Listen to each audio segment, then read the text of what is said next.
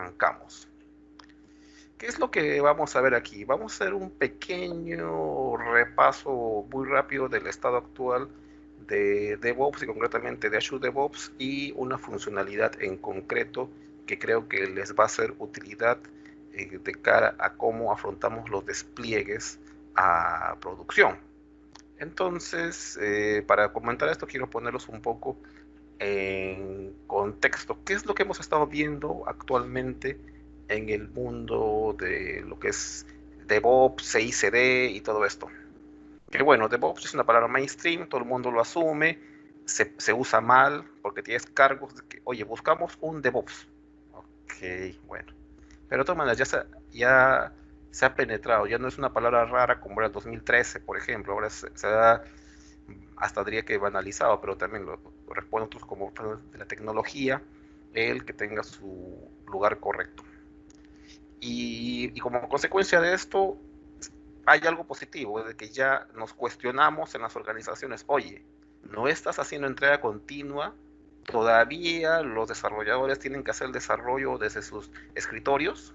Entonces, bueno, esa sí es una parte positiva de lo que ha ocurrido, que sí hay una presión o cierto de que si no haces CI/CD, algo no estás haciendo bien en tus procesos. Pero claro, como eso se vuelve una tendencia, han surgido nuevos actores. O sea, ya no solo el viejo Jenkins que estaba por ahí, sino ahora tenemos CodeFresh, Bitrise, GitLab, CircleCI, y bueno, y eso es bueno porque ayuda a la competencia, ayuda a que cada uno de los fabricantes mejore lo que está ofreciendo.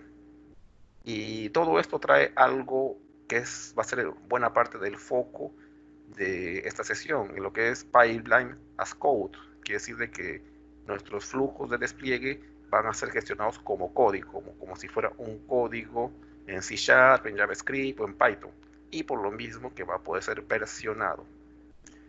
Y en el caso de de la herramienta de la que vengo a hablar, que en este caso Azure DevOps y su servicio Azure Pipelines, ha habido un largo recorrido. Yo empecé trabajando cuando nuestras builds se definían de esta manera, con este hermoso XML, que era potente, pero tedioso. O sea, y muchas cosas era porque surgió una comunidad alrededor de este producto que creó servicios, plugins y muchos conectores que facilitaban hacer los despliegues. Pero el tema es que esto, eh, todas esas tasks y todo ese escenario era fundamentalmente para despliegues en el entorno Microsoft, en .NET, recontra amarrado a Windows.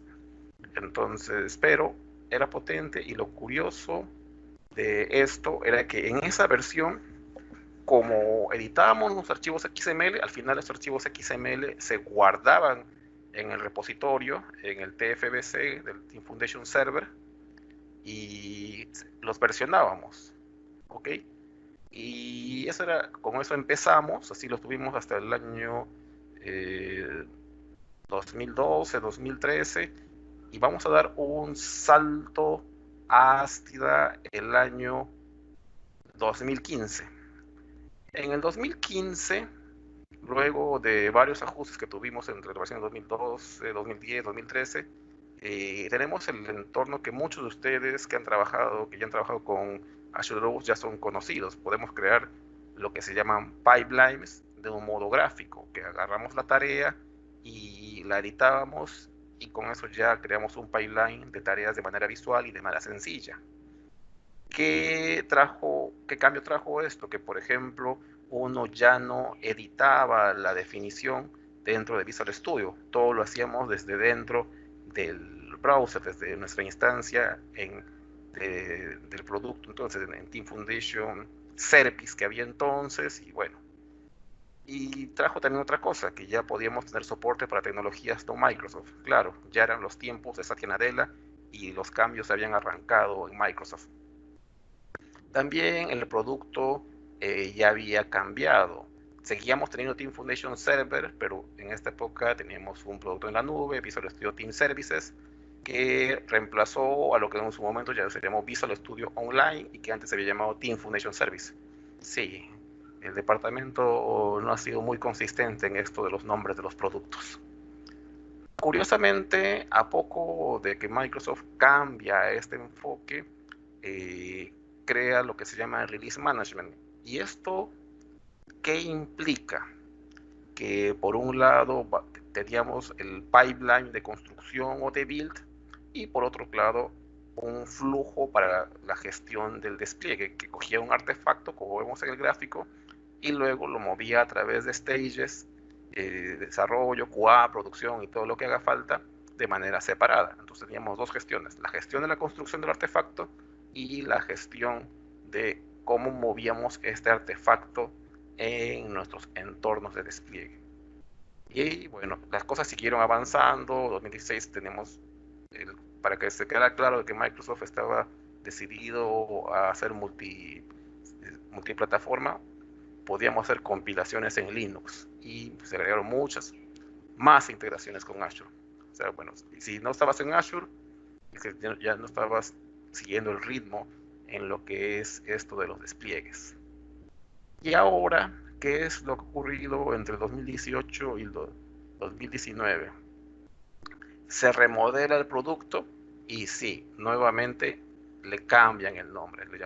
Ahora es Azure DevOps, y eso es lo que estamos conociendo ahora, y esa es la plataforma, el entorno con el que vamos a ver ahora. Y unas cosas que se agregó fue el tema del YAML. ¿Se acuerdan que al principio les enseñé un XML bastante feito? Pues bueno, ahí versionamos la definición de la build, pero cuando pasamos a los entornos gráficos, solo teníamos la última fotografía de nuestra build definition. En cambio, ahora cuando trabajemos con YAML, que es lo que vamos a ver en la demo, la ventaja va a ser que vamos a poder versionar nuestra build definition. Total, es un archivo de texto plano y lo vamos a hacer histórico. Y en el 2019 se hace un pequeño cambio y se crea lo que se llama el multistage pipelines, que bueno, regresa la opción de que en un solo definition vas a tener tanto el proceso de construcción como los procesos de despliegue, y se agrega lo que son los environments, ¿ok? Que es la clave de lo que vamos a ver ahora. Entonces es lo que vemos en esta gráfica. Acá, ese es ya de cómo son los pipelines ahora. Tienes un proceso de build, luego pasas a un proceso de despliegue en desarrollo, despliegue en QA. Aquí pasas, habiendo desplegado, puedes pasar por unas pruebas y luego podrías pasar por un proceso de, eh, de despliegue a producción, ¿ok? ¿Y por qué todos estos cambios? ¿Por qué Microsoft le dio vuelta a algo que la gente le estaba gustando, que era el designer o la construcción visual de los pipelines? Porque sí era algo necesario gestionar las versiones. ¿Qué es lo que pasaba a veces cuando trabajaba con el designer? Que es muy bonito, me gusta mucho, que yo hacía una build, la dejaba funcionando, y ponte que yo quería hacer una nueva versión para agregar un paso. Entonces le metí una nueva tarea, pero también por compatibilidad o para que sincronicen las tareas, modificaba las tareas de al costado y probaba, no funcionaba. Lo intentaba, no funcionaba. Pucha, ¿qué hago? Entonces, ¿cómo hago rollback?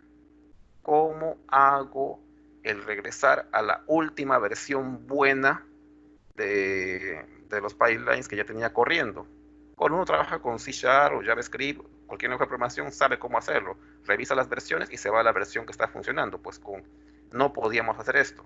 Entonces, el trabajar con pipelines como código nos da esa posibilidad, regresar a la build que sí sabíamos que estaba funcionando.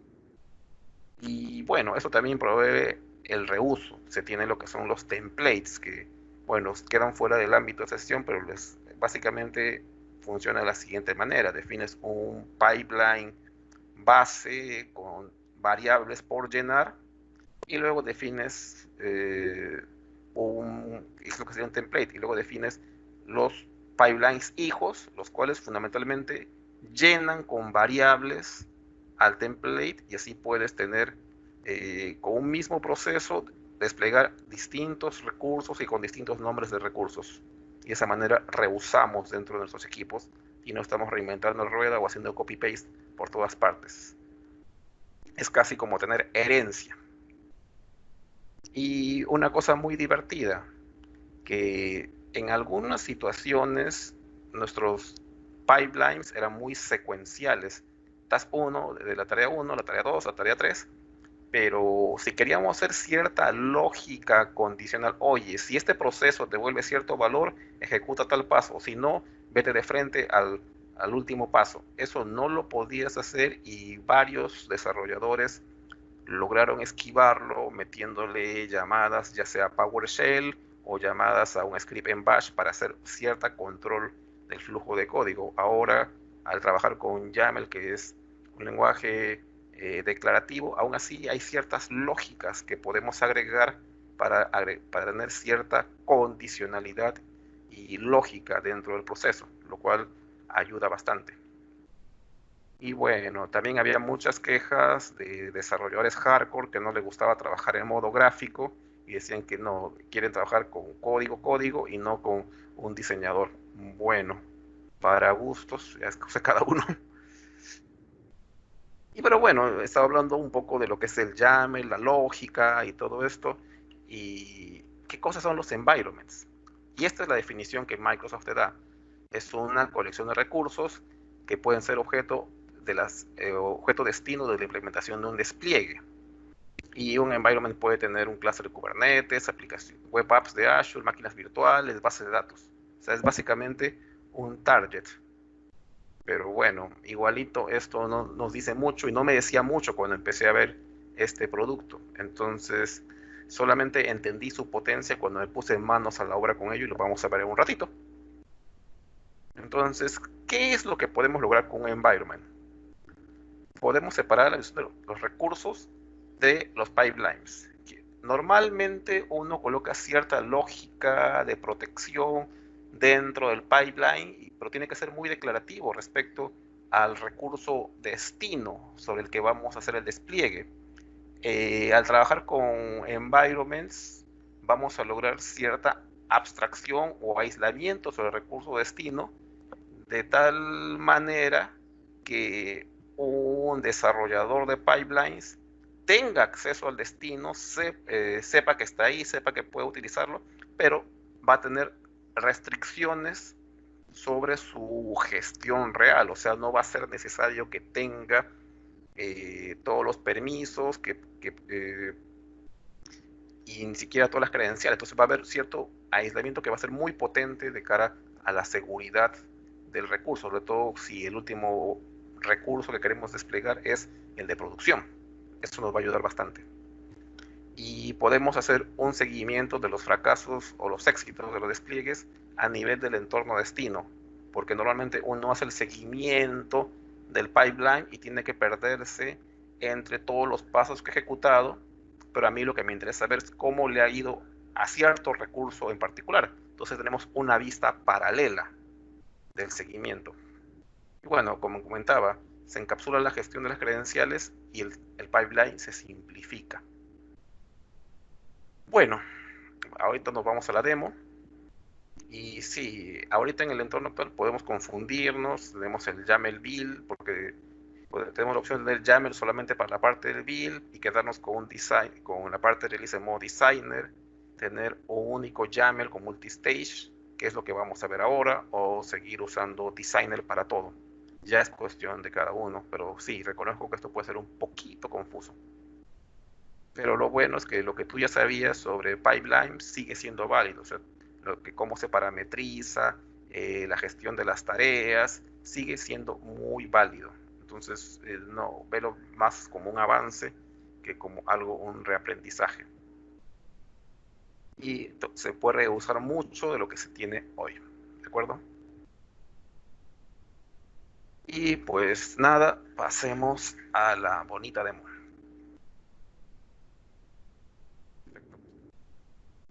Antes de proseguir, quisiera ver si hay alguna pregunta con respecto a la parte teórica antes de que nos pasemos a la demo. Adelante. Bueno, ahorita no veo ninguna pregunta, pero por favor, si alguien de la audiencia tiene alguna cuestión, este es el momento. Si no, pues igual a lo mejor al final, mientras escriben. Todo claro, dice. Sí, perfecto. De acuerdo. Bueno, este es un pipeline tradicional que despliega contra, en este caso, contra un app service. Aquí podemos ver que tiene su parte de build, se ejecutan los scripts que hacen la compilación, luego ocurre la publicación de la compilación y se copia el artefacto a una carpeta. Este es un flujo tradicional, la parte usual que tenemos cuando compilamos un proyecto en .NET y lo deja en una carpeta interna del agente listo para ser desplegado. Y de aquí pasamos a la parte de lo que es el despliegue. Ok, entonces vamos a ver que acá tenemos un stage que es el de despliegue en sí mismo.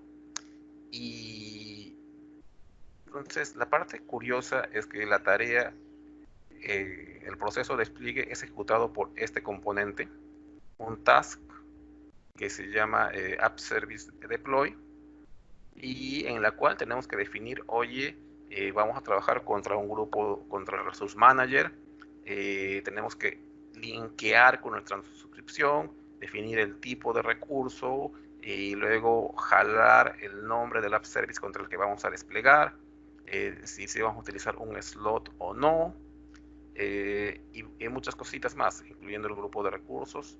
Entonces, como les comentaba, todas estas definiciones tradicionalmente desde la época de Designer las hemos manejado a nivel del pipeline. Entonces toda la parametrización está aquí, ¿de acuerdo? Y eso era práctico y funcionaba bien. Pero el punto está que Environments nos permite dar un pasito más allá, ¿de acuerdo? Bueno, entonces esto es, digamos, un YAML, pero todavía trabajando sin sacarle uso a lo que es environments. Entonces nos vamos a ir a otro pipeline. Este otro pipeline me interesa porque aquí lo he construido bastante pensando justamente en demostrar la lógica de lo que es YAML y lo que son los pipelines. Entonces, pero es muy curioso, este pipeline no construye nada, solamente muestra mensajes, pero para efectos de lo que estamos haciendo nos va a convenir bastante. ¿Ok? Entonces tengo un pseudo stage de build en la cual lo único que va a hacer es lanzar un mensaje: hola, mi primer build. Y bueno, esa fue una demo que hice en el Ignite del año pasado. Va a leer una variable y la va a pintar, pero noten acá dentro del stage de desarrollo del deploy de dev, he definido un environment y el environment se llama dev hello, que ahorita lo vamos a ver. Y luego acá tenemos otro stage que va a mostrar otro mensaje y dice hello QA world, y en este caso lo estamos corriendo sobre el environment QA hello. ¿De acuerdo? Y cómo se llama, y luego finalmente tengo dos stages que no se ejecutan sobre environments, sino en teoría son las ejecuciones de las pruebas, y esto solamente van a mostrar otros mensajitos. ¿De acuerdo? Entonces, ¿y esto cómo se come? ¿De qué nos sirve? Vamos a ver acá. Vamos a verlo. Entonces, este es el último ejecución y pueden verse que se han ejecutado dos pasos. Se ha ejecutado la build y se ha ejecutado el despliegue. ¿De acuerdo? El despliegue en dev. Pero ahorita me dice, oye, tu despliegue en dev está esperándome. ¿Sí? ¿Me está esperando? ¿Y para qué? Entremos acá y me dice un approval necesita que necesita la revisión de alguien antes de continuar el deploy. Pero se dan cuenta que yo no puse ningún condicional dentro de mi pipeline para decir que tenía que haber un approval, ¿verdad? No puse nada. Entonces, ¿cómo se cocina esto? Vamos acá y ahora sí, aplauso por favor. Acá vamos a ver los environments. Acá hay varios environments y estos environments, primero hay que considerarlos de que los que vamos a mostrar para este pipeline son lógicos. No tienen toda la potencia real que vamos a ver en un instante, pero nos sirven para demostrar el efecto. Entonces vamos a ver al de QA Hello.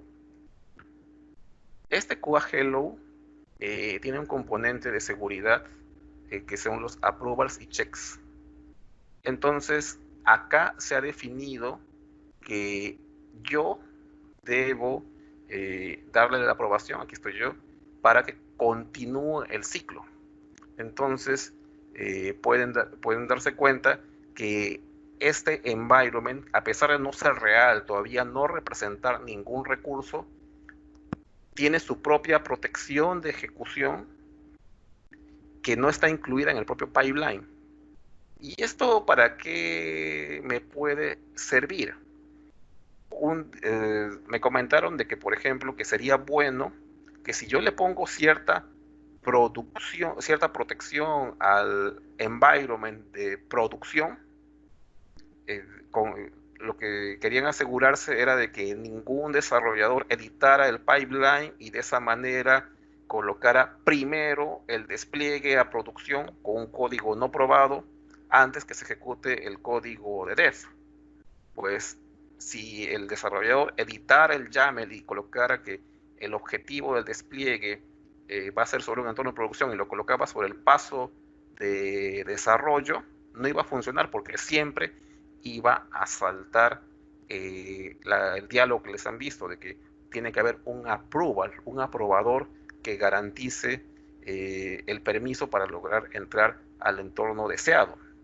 Entonces se dan cuenta que esa abstracción ya nos permite lograr unas cositas más. Regresemos acá. Por ejemplo, entremos a este de acá que no tiene mecanismos de producción. Y cuando le coloco approvals al checks, me añade, oye, tú, aparte de colocar approvals, puedes colocarle evaluación de artefactos para verificar que ha cumplido ciertas políticas. Puedes preguntarle a un Azure Function, oye, Azure Function que estás leyendo de algún sistema remoto, ¿es ok que podamos hacer el despliegue sobre este environment? Sí, he consultado mi base de datos y puedes hacerlo. Y se logra esa automatización y lo bonito de esto es que puedes definir políticas de reintento, por ejemplo. ¿Qué más?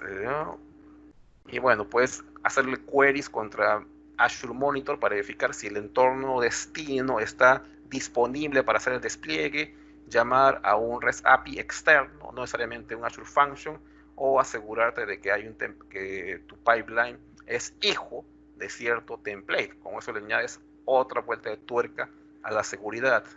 Entonces, con esto queda más o menos claro la idea de que tengo un control sobre el entorno de destino por fuera del pipeline.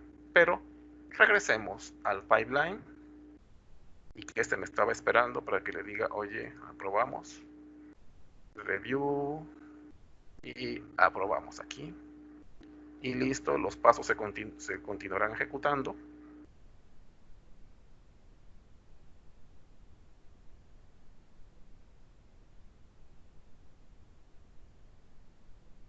Ajá, ya me está mostrando el mensajito, hello world, y continúa todo y luego va a entrar a los pasos finales.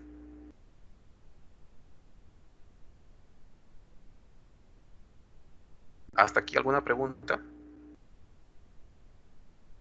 Noten esto que de aquí salen dos, es porque hemos puesto explícitamente en el YAML que este paso tiene como dependencia explícita la ejecución del paso QA deploy, y lo mismo que este run de performance también tiene como paso explícito de dependencia este otro. Y listo, ya tenemos todo ejecutado. Hasta ahí, ¿alguna preguntita? Que la parte que vamos a ver va a ser un poquito más complicadita. No, igual, bueno, solamente comentarios que está muy interesante. Todo va bien.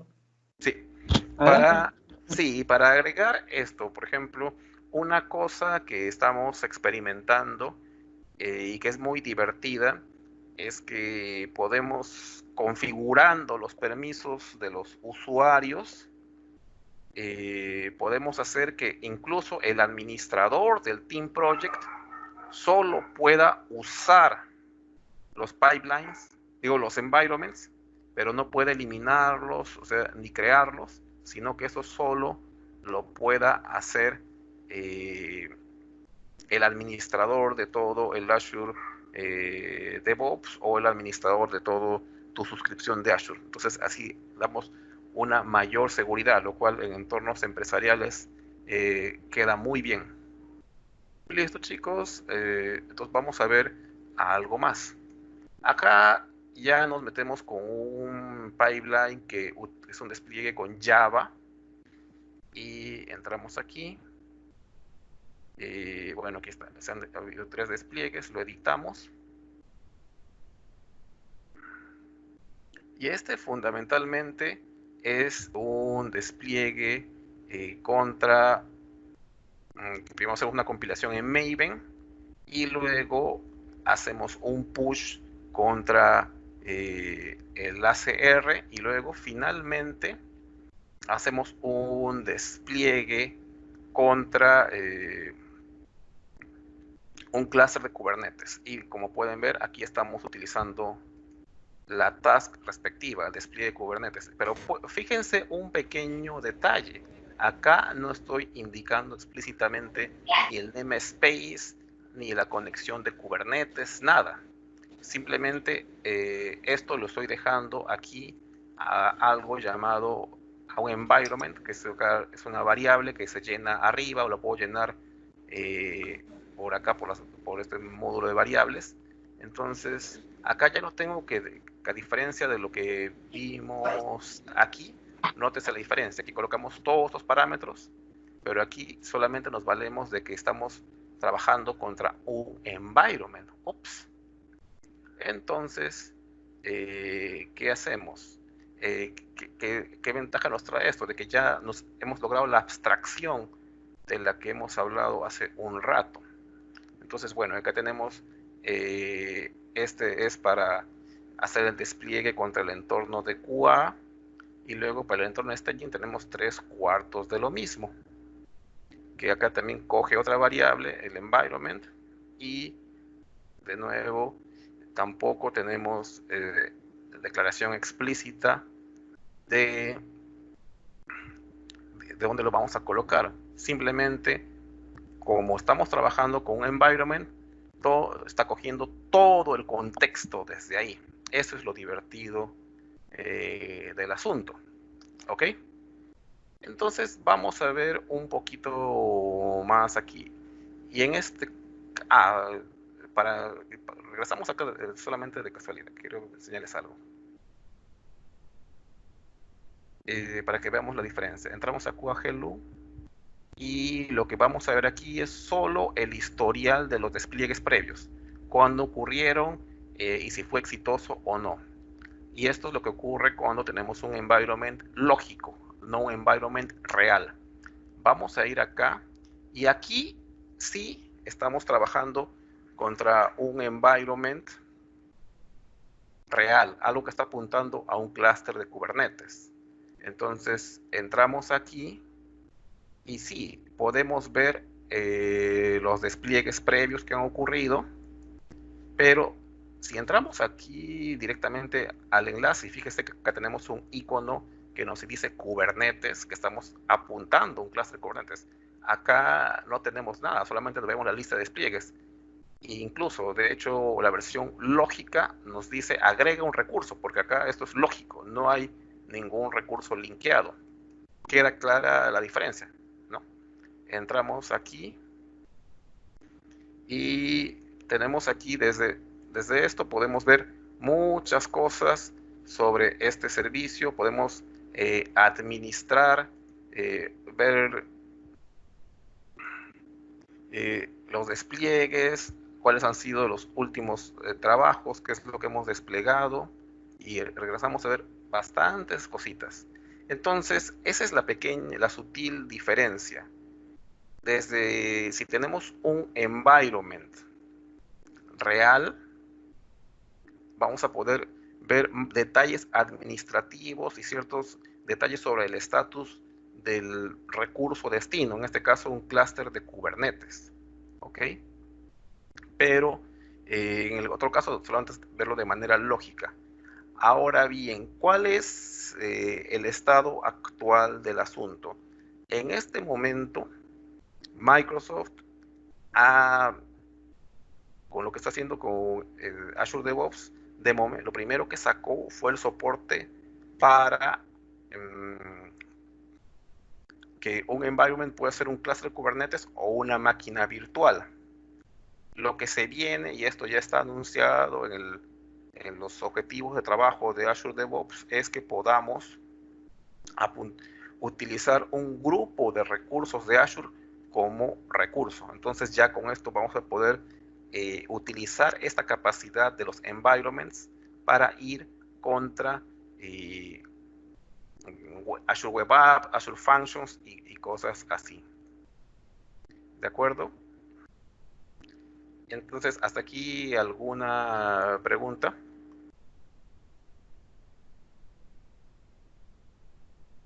Para comentar lo que le estaba enseñando, ¿ve? Aquí solamente podemos crear Kubernetes y máquinas virtuales. Pero, si se fijan, una cosa bien simpática es que sí podemos utilizar un Azure, conectarnos contra un AKS, y bueno, tengo que darle los datos de nuestra suscripción para establecer el vínculo, pero también se puede utilizar un proveedor genérico.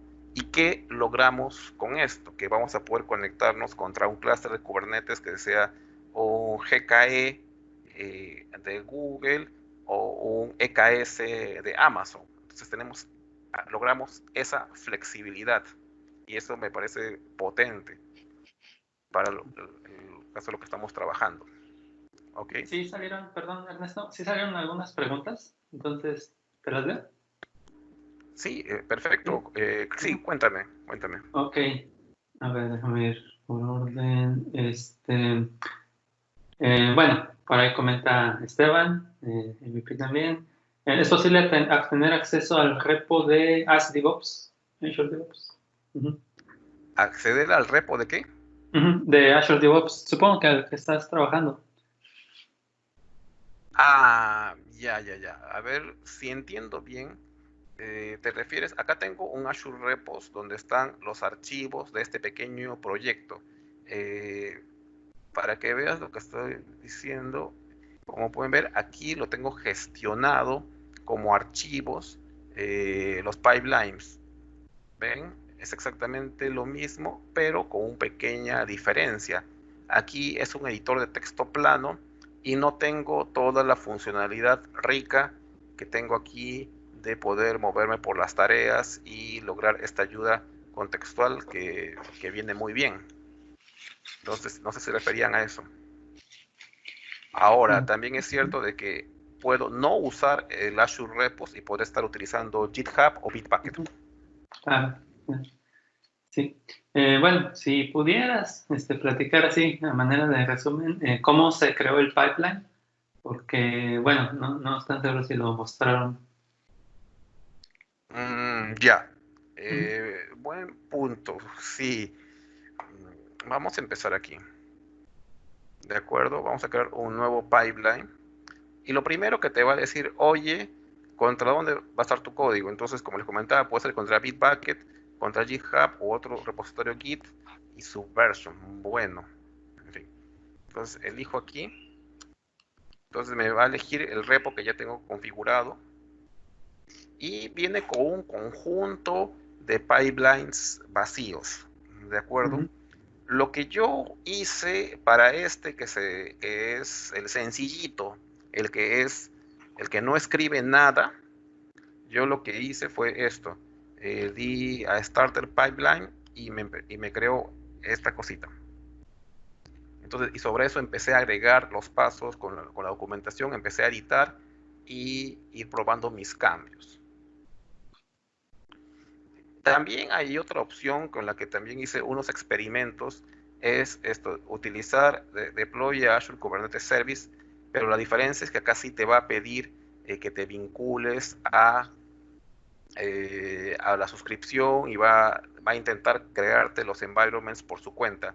Yo les sugiero que hagan esto, pero de manera de aprendizaje, a fin de entender, de que entiendan un poco más los environments, las estructuras que se colocan, porque luego al final varios de estos plugins sirven como punto de partida, pero si tu código base, que puede estar en Python, en Java, tiene alguna peculiaridad, vas a tener que retocar siempre hasta que funcione, pero siempre queda bien como ejercicio probar los wizards y de esa manera entender la sintaxis.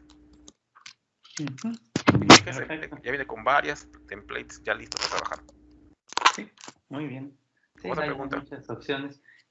Sí, bueno, complementando lo del acceso a repos, menciona Esteban de que, bueno, recuerda que tendría que estar marcado como público o que si tienes el repo en GitHub.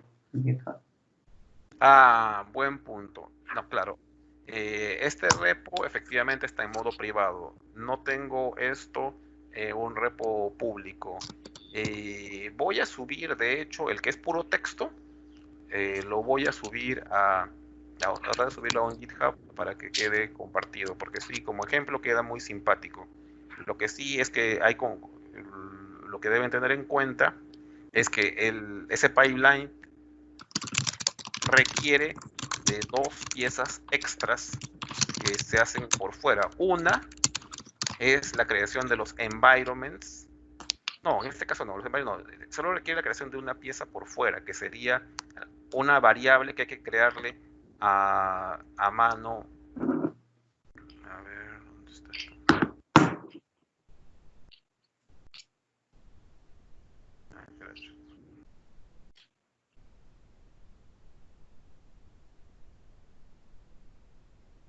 Aquí está. Aquí hay una variable que es un parámetro que se coloca desde aquí. Pero fuera de eso sí no debería haber problema para que este de aquí funcione. Porque sí me gusta este pipeline porque ayuda a entender la estructura de los stages y las dependencias, y también te ayuda a entender lo que les mencionaba en un momento, el tener ciertas condicionales. Bonus track, por ejemplo, les mencionaba que acá tenía una variable. Acá es una variable que tú la puedes parametrizar de varias formas. Ya lo he colocado con este valor aquí, variable igual a true. Entonces, este stage se va a ejecutar si esta variable, su valor coincide con true. ¿De acuerdo? Pero esto sí es muy importante, no se menciona explícitamente en la documentación, y así les pido que tomen nota, es que si esta condición no se cumple, lo que va a ocurrir sencillamente es que esto no se va a ejecutar, pero el stage, todo este área, va a considerarse como buena, que se ejecutó, que no ha habido error. Entonces, véanlo esto, es de que el stage pasó ok, solo que no se ejecutó. Es contraintuitivo, pero véanlo así. Solamente va a ser fallo o nos va a dar verde en el caso de que algo correspondiente a la ejecución falle por sí misma. Si el condicional no se cumple, no es que el stage haya fallado, simplemente no se ejecutó, no se cumplió la condición, sigamos adelante, pero lo va a seguir considerando verde. Eso se los recuerdo y les digo que tomen nota porque me tomó un buen rato cuando hice este pipeline entenderlo. ¿Ok? ¿Alguna otra pregunta? Sí, sigue la última. Para continuar sería, si tengo una versión de una app y la modifico ¿puedo guardarla en otra rama, lo cual me dejaría seguir trabajando en la anterior? Ramas, branches, perfecto. En Ujú. este caso, lo que yo te sugiero es que investigues esto. Si vas a trabajar con Azure, con estos YAML pipelines, verifiques con la parte del trigger. Entonces, ponte que yo, mi aplicación principal, la he puesto en master, ¿de acuerdo? Y digamos que no quiero, entonces sé que la que está en master está bien, está bonita y no quiero alterarla. Perfecto. Entonces, lo que yo haría es, me crearía, de manera preliminar, me crearía una copia del pipeline y en lugar del trigger le pondría el nombre de mi branch alterno y editaría el branch para que me lo despliegue en otro lado, en otro environment. ¿Ya? Entonces, de esa manera, sí, podemos hacer un despliegue jalando del otro branch y no alteraríamos lo que ya tenemos desplegado en el sitio principal y que provenía del branch master. ¿Eso contesta la pregunta?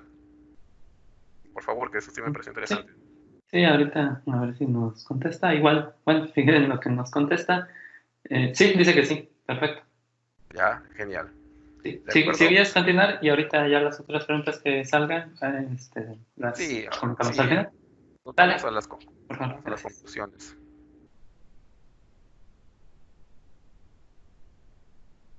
Bueno, entonces, ya para ir cerrando, para recordar, eh, ahora que estamos saliendo de lo que es ya los modos design, a trabajar con YAML environments, sí les debo reconocer que algunas extensiones de terceros que fueron hechas para trabajar en modo designer no estaban funcionando bien con el nuevo pipeline YAML. Entonces, si tú por ahí encuentras, haces tu YAML y encuentras de que hay una extensión que te promete hacer cierta cosa, valida que sea posterior Ah, sí, ya mamá. posterior a la segunda mitad del 2019 y que sea compatible con el YAML y no solo con el modo designer. Eso es muy importante. Los que estén trabajando con designer, síganlo y luego ya pensar progresivamente cómo pueden migrar a YAML. Hay muchas ventajas de trabajar en YAML y como comentaba, es algo en progreso y se vienen más novedades en Environment, que es lo que les comentaba, que es por ejemplo el soporte a grupos de recursos y hace poco lo que acaban de sacar, lo que les he enseñado, que tú puedes condicionar la ejecución de un despliegue sobre environment, no solo dependiendo del, del no solo dependiendo de un approval, sino también dependiendo de un function, de una función REST o cosas así. Y bueno, piensa siempre en lo que es reuso. No hemos visto acá templates, pero les sugiero que revisen la parte de lo que son los templates para dentro de YAML con Azure DevOps. Y eso sería todo. ¿Alguna pregunta adicional, chicos? Ok, excelente, excelente, la verdad. Estas sesiones de DevOps son muy enriquecedoras, son muy buenas. Entonces, bueno, sí, por ahí había una pregunta, dice Cristian López. ¿Cuáles serían los pasos para hacer un deploy desde Azure DevOps hacia un servidor on-premise? ¿Se haría con pipelines, environments o cuál sería tu sugerencia, opinión? Buena pregunta. Hay un paso adicional si tú quieres desplegar de la nube a on-premise, ¿de acuerdo? Y ese paso adicional es el instalar un agente. Cuando tú trabajas con Azure DevOps, estás por defecto y tú no te das cuenta y por detrás hay un pool de máquinas virtuales que son los agentes que cada vez que tú lanzas un pipeline se te asignan a tu instancia de Azure DevOps y ese hace el trabajo por ti. Obviamente que estas instancias están en la nube, están en Azure, ¿de acuerdo? Pero si tú quieres llegar al on-premise, lo que se recomienda es que crees un agente en tu zona on-premise y lo enchufes a tu Azure DevOps. Obviamente que este agente tiene que estar en la DMZ con ciertos permisos de salida por internet. Entonces, una vez que lo enchufas, lo que va a ocurrir es que Azure DevOps va a delegar la tarea a ese agente on-premise en lugar de delegarlo a sus agentes que están en la nube. ese es fundamentalmente el primer paso. Y ya después toca ver si vas a utilizar environments o otras cosas por el estilo. Pero si me preguntas el primer paso, y te digo, ese es el primer paso. Ok, otra pregunta. Okay, perfecto. ¿Cómo manejo los nuggets privados dentro del pipeline? Ok, tienes dos opciones. Una es que utilices Azure Artifactory, que tiene cierta capacidad para que tú puedas, tú construyas como parte de uno de tus pipelines. Ponte que tienes dos proyectos, proyecto base y proyecto hijo. El proyecto hijo siempre va a consumir una dependencia o un nugget del proyecto base. Entonces tú en tu pipeline del proyecto base, luego de la compilación vas a tener que publicarlo esto en el feed de Azure Artifacts. Perdón. Sí, dale. Publicar en el feed de Azure Artifacts y luego en el pipeline de tu aplicación hijo vas a consumir el feed de ese Azure Artifacts. Esa es una opción. La otra opción también es usar JFrog Artifactory, que también te puede valer para eso. Son dos formas de hacerlo. Siempre vas a usar el tema de un artefacto, artifacts. ¿Ok? ¿Alguna otra pregunta, chicos? Sí. Dicen, ahora que mostraste Kubernetes, ¿tienes alguna recomendación de repositorio a seguir para implementar Azure DevOps con KAS, además del tuyo?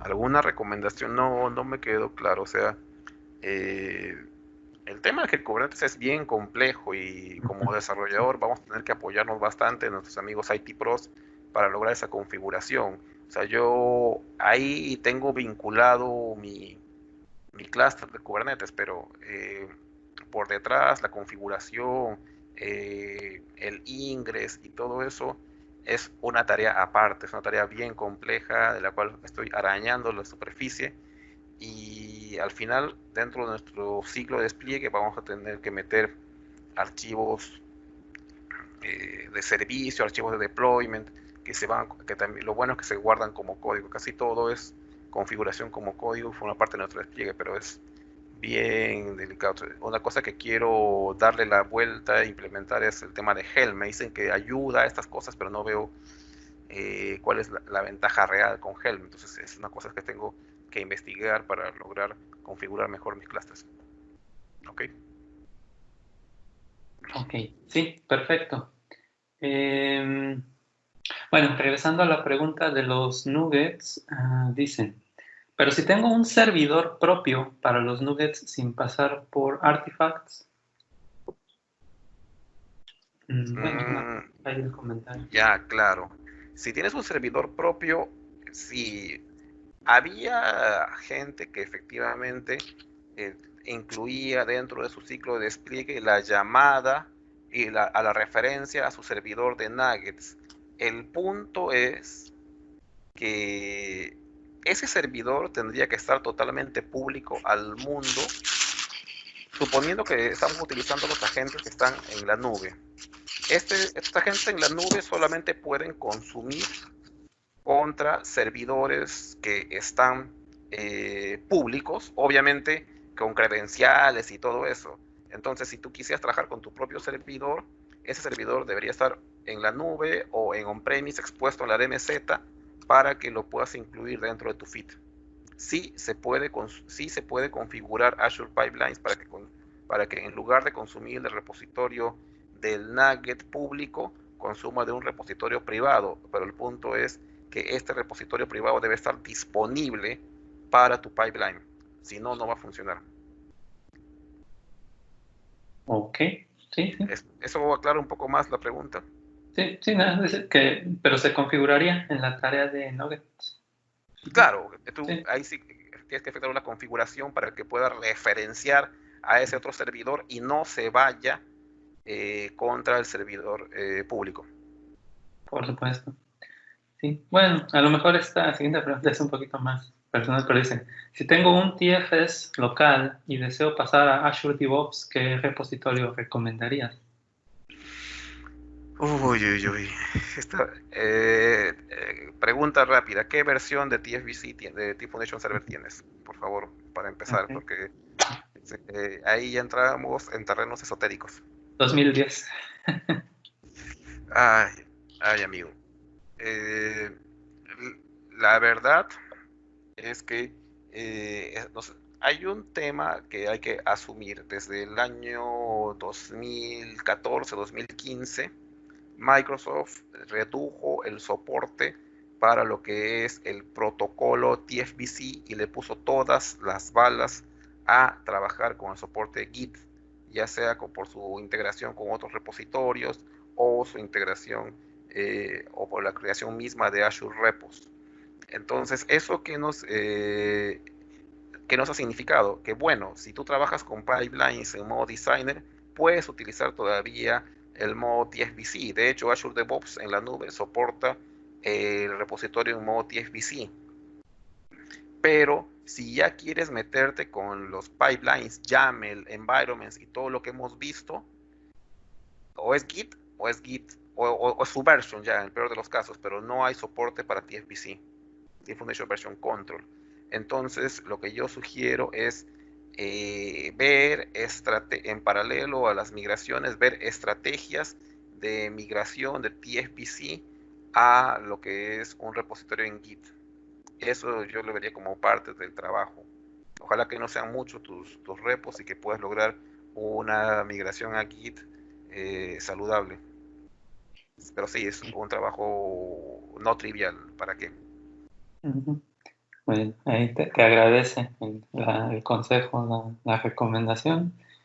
Y pues bueno, ya no veo ninguna otra pregunta más. Eh, pues muchísimas gracias, Ernesto. La verdad, muy enriquecedora la sesión, muy completa, práctica igual Ujú. que muchas otras. Y bueno, pues creo que esto va a servir demasiado a todos los que tenemos nuestros proyectos y que queremos Perfecto. automatizar varias tareas. Gracias Luis, gracias Humberto, gracias a toda la gente y bueno, ya esperemos que nos podamos ver en algún momento de nuevo cuando todo esto pase. Seguramente que sí, esa es la idea y pues bueno, ahí seguiremos en contacto en estos eventos, mientras tanto en esta modalidad, por lo menos. Perfecto.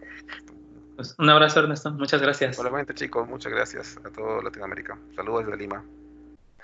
Saludos, que estés muy bien. Listo. Bueno, pues